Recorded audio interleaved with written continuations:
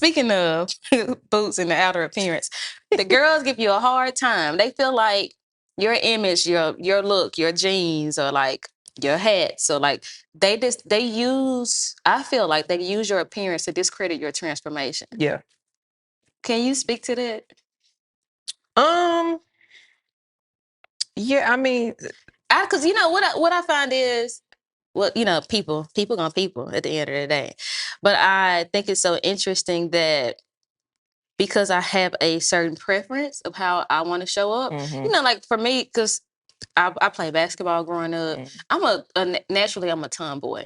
I like all the things apparently. But I have moments, maybe because I don't have a previous lifestyle. It's your transparency that make people think they know you. That's what it is. I'm having a revelation. I'm sorry. Yeah, it is. Because even like when I have on like a cap or like I have on like even with my haircut, I don't get, are you a lesbian or something like that, Right. So how have you navigated that criticism with people who I feel like they do it to discredit your transformation? Yeah.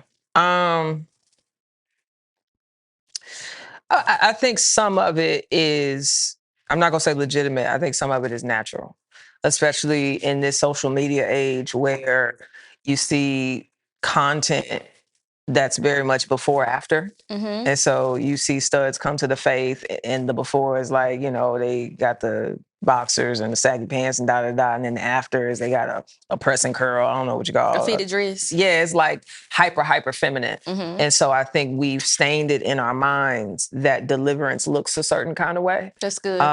It has a certain kind of aesthetic. And I think, again, some of that is fair. I think if a man who might have been hyper feminine in the world comes to faith, I should expect that the sanctification process should be a returning to or an embracing of masculinity in some way.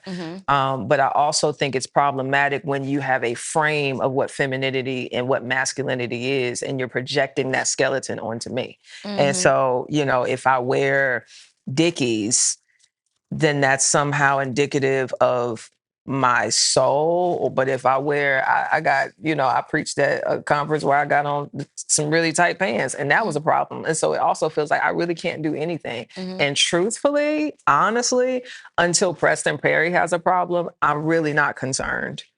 You get what I'm saying? Like he has no problem with my style. He loves it. He enjoys it. So here we are. Yes, 4 kids later. Correct.